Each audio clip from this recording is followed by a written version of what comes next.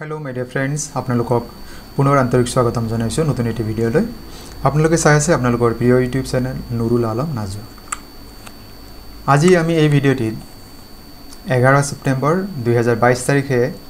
অনুষ্ঠিত হৈ যোৱা আসাম ডাইৰেক্ট ৰিক্ৰুটমেন্ট এক্সামৰ অন্তৰ্গত ড্ৰাইভাৰ পোষ্টৰ যি পৰীক্ষা অনুষ্ঠিত হৈ গৈছে তাৰে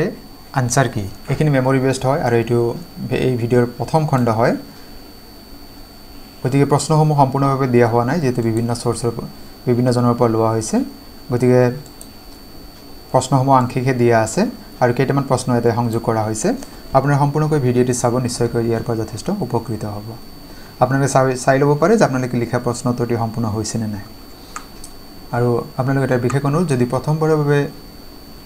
মোৰ চেনেলটি চাই আছে চেনেলটি সাবস্ক্ৰাইব কৰিব আৰু কাষত থকা বেল আইকন প্ৰেছ কৰি দিলে পৰৱৰ্তী সময়ত মই যিমান ভিডিও আপলোড কৰিম তাৰ নোটিফিকেশন পাই যাব এই খণ্ডটিত মই বিশেষকৈ জেনেৰেল নলেজৰ প্ৰশ্নখিনিহে হাঙৰি লৈছো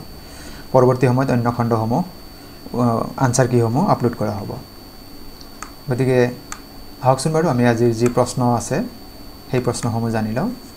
এটা প্ৰশ্ন দি আছে যে মেনিলা কোন দেশৰ ৰাজধানী এইটো হৈছে শুদ্ধ উত্তৰটি আপুনি লিখিব পাৰে ফিলিপাইন দেশৰ ৰাজধানীৰ নাম হৈছে মেনিলা পৰৱৰ্তী প্ৰশ্ন দিয়া এই অন্যটি প্ৰশ্ন দিয়া আছে যে ভাৰতৰ লৌহ পুৰুষ বা আইৰন ম্যান অফ ইন্ডিয়া বুলি ক'লে কোনজন ব্যক্তিক জনা যায় শুদ্ধ উত্তৰটি হ'ব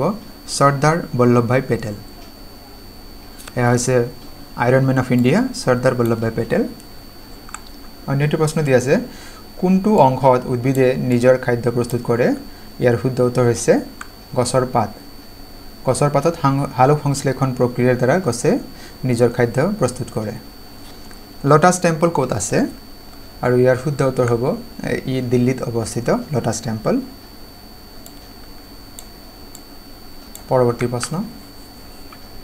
স্বাধীনতা দিৱসত প্ৰধানমন্ত্ৰীয়ে কোন স্থানৰ পৰা দেশবাসীক সম্বোধন কৰে আৰু ইয়াৰ শুদ্ধ উত্তৰ হৈছে from which place prime minister এড্ৰেছেছ the country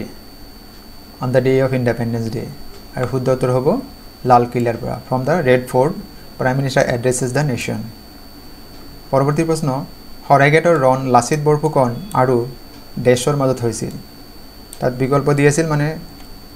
Mughal পক্ষৰ আসলতে যিজন সেনাপতি আছিল তেওঁ কোন আছিল উত্তৰ হ'ব ৰামসিংহ গতিকে দুজনৰ মাজত হৰাইঘাটৰ ৰণ হৈছিল 1671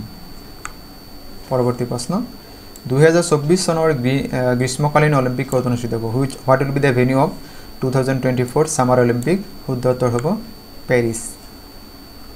এতিয়া প্ৰশ্ন দিয়া আছিল ৰাজতৰংগিনী নামৰ যিখন সংস্কৃত ভাষাৰ নাটক আছে এই ৰাজতৰংগিনী নাটকখনৰ লেখক কোন হয় শুদ্ধ উত্তৰ হ'ব কলহন নামৰ ইয়াত প্ৰশ্ন দিয়া আছিল who is the author of the Sanskrit play Rajatarangini answer Kalhana এটি প্ৰশ্ন দি আছিল যে ভাৰতৰ ৰাষ্ট্ৰীয় জন্তুৰ নাম কি what is the national animal of India ইংলিছত অপশ্যন দি আছিল ৰয়েল বেংগল টাইগাৰ অসমীয়াত যদি হয় তেন্তে হ'ব ঢেকিয়াপতীয়া বাঘ এটা প্ৰশ্ন দি আছিল কোন ৰাজ্যৰ ৰাজ্যিক ফুল কপৌ ফুল আমি নিশ্চয় সকলোৱে জানো যে আমাৰ অসমৰ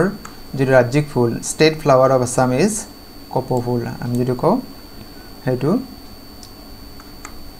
অন্যটি প্ৰশ্ন দি আছিল which Indian is known as the missile man of India বা who among the following is known as the missile man of India আমি সকলোৱে জানো যে ভাৰতৰ প্ৰাক্তন ৰাষ্ট্ৰপতি ডক্টৰ এপিজে আব্দুল কালাম তেখেতক মিছাইল ম্যান অফ ইণ্ডিয়া বুলি জনা যায় এটা প্ৰশ্ন দিয়া আছিল অস্ত্ৰোপচাৰৰ পিতৃ আমি যেটো কওঁ সাৰ্জাৰী বুলি কওঁ who is known as the father of surgery ইয়াৰ উত্তৰ হ'ব সুশ্ৰুত নামৰ ব্যক্তিগৰাকীক অস্ত্ৰোপচাৰৰ পিতৃ বা ফাদাৰ অফ সাৰ্জাৰী বুলি জনা যায় পৰৱৰ্তী প্ৰশ্ন ভাৰতৰ সংবিধানত কিমানটা অনুসূচী আছে how many schedules are there in the constitution of India উত্তৰ হ'ব 12 অসমৰ ৰাজ্যিক চৰাইৰ নাম কি what is the state bird of Assam শুদ্ধ উত্তৰ হ'ব দেওহা বা হোৱাইট উইংড ডাক মোৰ বন্ধু বান্ধৱীসকল কেইটামান প্ৰশ্ন আপোনালোকৰ সৈতে শ্বেয়াৰ কৰিলোঁ অতি সোনকালে ইয়াৰ যে পৰৱৰ্তী প্ৰশ্নসমূহ আছে বন্ধু বান্ধৱীসকলৰ পৰা সংগ্ৰহ কৰি আপোনালোকৰ সৈতে শ্বেয়াৰ কৰিবৰ কাৰণে চেষ্টা কৰিম আৰু আজিৰ এই ভিডিঅ'টি চাই আপোনালোকে কেনে পালে কমেণ্ট কৰি জনাবলৈ নাপাহৰিব আৰু যদি ইংৰাজীৰ প্ৰশ্নসমূহ পাই যাওঁ বন্ধু বান্ধৱীসকলৰ পৰা তেন্তে ইংৰাজীৰ প্ৰশ্ন কাকত অতি সোনকালে আপলোড কৰিম চাবলৈ নাপাহৰিব আজিৰ এই ভিডিঅ'টি আপোনালোকে সম্পূৰ্ণকৈ চোৱাৰ বাবে অশেষ ধন্যবাদ